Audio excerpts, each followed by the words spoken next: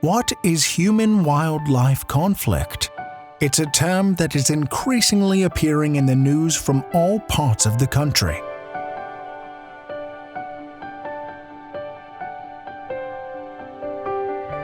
Not surprising, given the vastly biodiversity of India and its growing large population. As people and wildlife increasingly cross each other's paths, situations of conflict arise.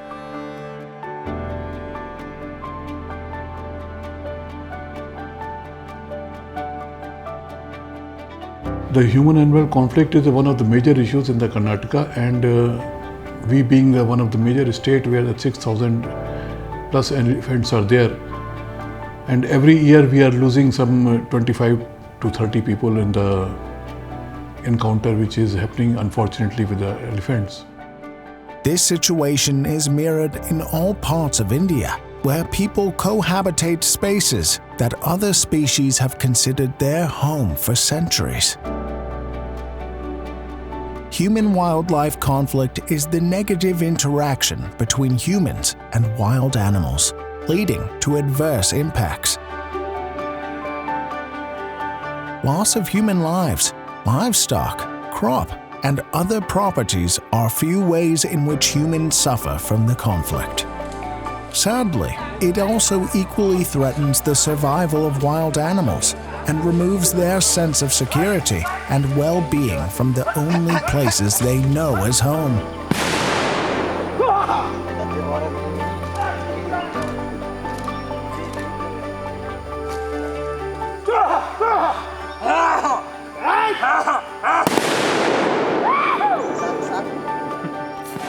The need of the hour is to mitigate the conflict.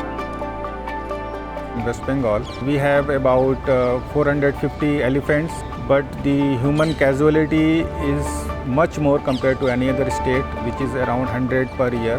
This is a very serious problem.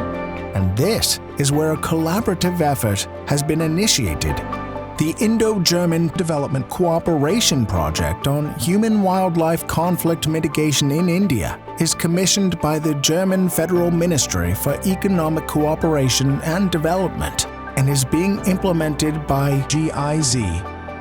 In partnership with the Ministry of Environment, Forest and Climate Change, the Government of India, and the State Forest Departments of Karnataka, Uttarakhand, and West Bengal.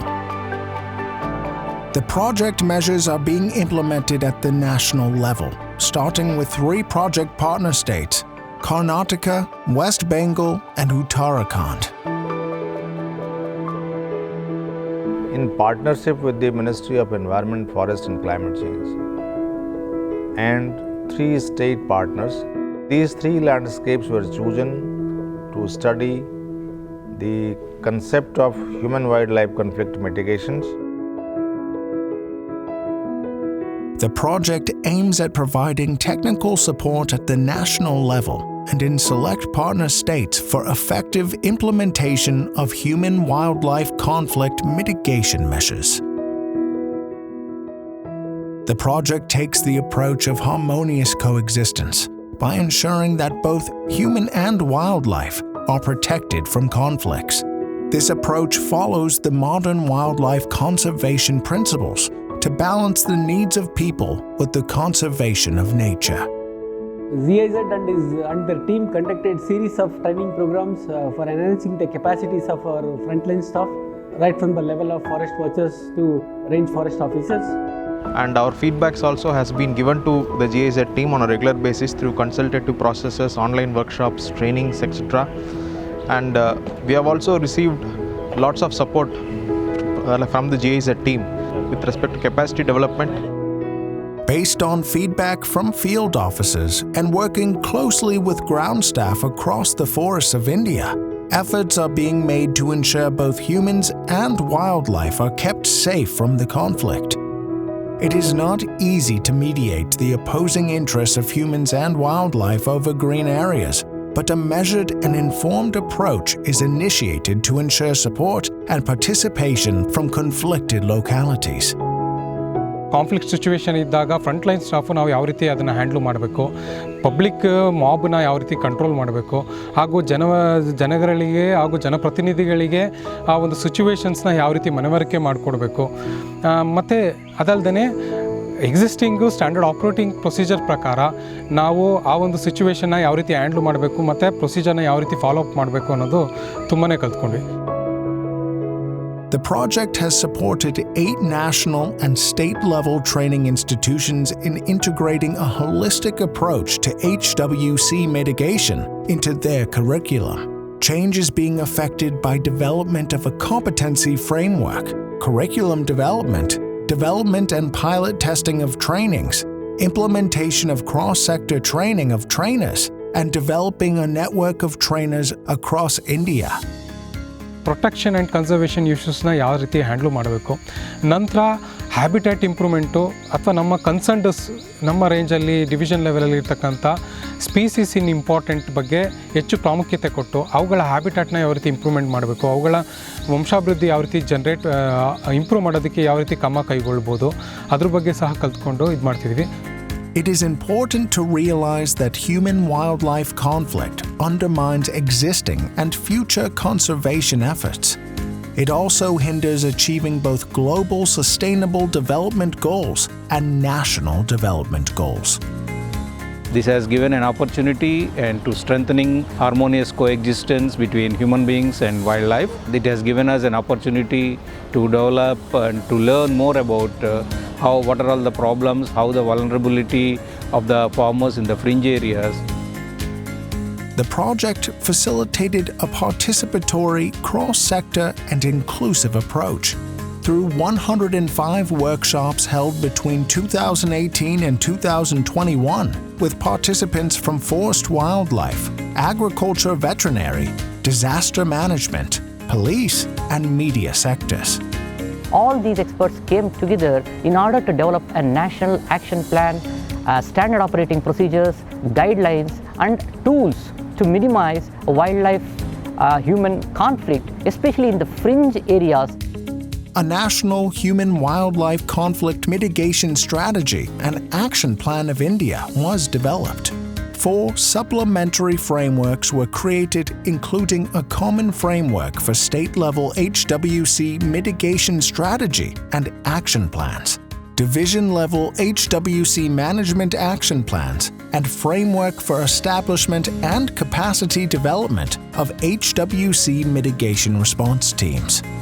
We learned about the cropping pattern, what are all the alternative crops, how the farmers can be suggested with alternative crops options, and also what are all the value additions so that possible for them from growing these crops, and how this will sustain their livelihoods.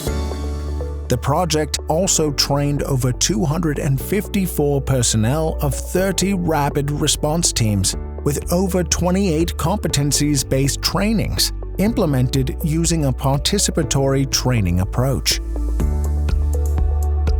A trainer's toolkit was developed that contains all resources and materials. This will also help several other training organizations and experts in implementing trainings on HWC mitigation. ಅದರಿಂದ ನಮಗೆ ಅವ್ರು ಕೊಟ್ಟ ಎಕ್ವಿಪ್ಮೆಂಟ್ಗಳಿಂದ ನಮಗೆ ಸುಮಾರು use ಆಗಿದೆ. ಒಂದು radio collar ಆಗಲಿ, ಬೈನಾಕುಲರ್ ಆಗಲಿ, ಸ್ನೇಕ್ ಹಿಡಲಿಕ್ಕಿರೋಂಥ ಕಿಟ್ಗಳಾಗಲಿ, ಪ್ರತಿಯೊಂದು ವಸ್ತುಗಳು ನಮಗೆ ಆ ಸಮಯಕ್ಕೆ ಕರೆಕ್ಟಾಗಿ ಬಳಕೆ ಆಗಿದೆ.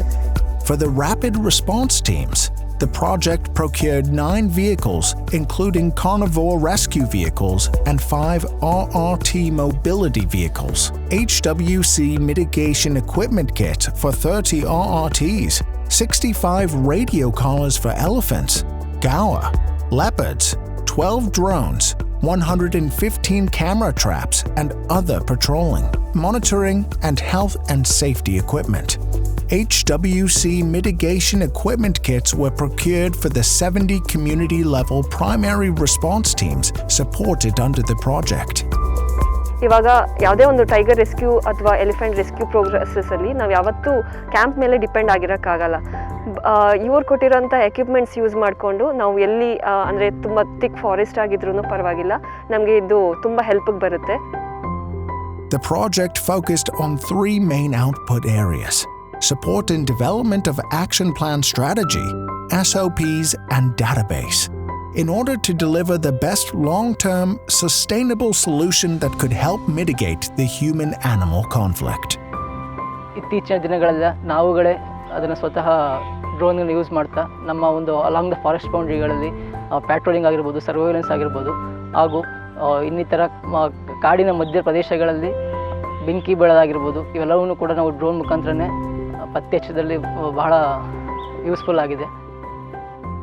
With the successful implementation and the on-ground learning affected by these 3 pilot projects, this project is now a treasure trove of data, knowledge, and collective experiences on mitigating HWC.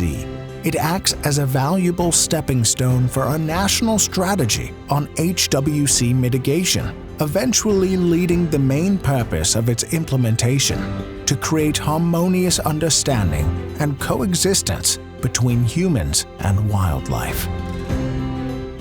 These guidelines have been specially made कि field staff के साथ मिलके, and that to 5 साल की मेहनत है, काफ़ी हद तक बहुत अच्छा है, और एक आपको पॉलिसी डिसीजन दे देगा, एक लीगल बैकअप भी देगा, बिकॉज MOF ने इनको रिलीज़ किया है. तो दे आर रियली गुड, और फील्ड स्टाफ इसको यूज़ करेगा. System which is developed by the GIZ and the Department of the Karnataka Forest Department has given a good learning curve to us, and the action plan which is prepared by the both of us is going to be very handy in the future, which we will be giving to our field staff to implement. So for the first time, a specific mitigation plan was devised. It was deliberated with the local stakeholders, NGOs, the scientific institutions, and finally it came to a very good document for mitigating the conflict and reducing the impacts on the society as a whole. So the learnings from this project are useful not only in the Indian conditions, but also in the conditions which are similar across the globe also, and the similar agroclimatic conditions that are prevailing. These options can sustain and can hold good for the betterment of livelihoods of the population which are being affected with human-wildlife conflict.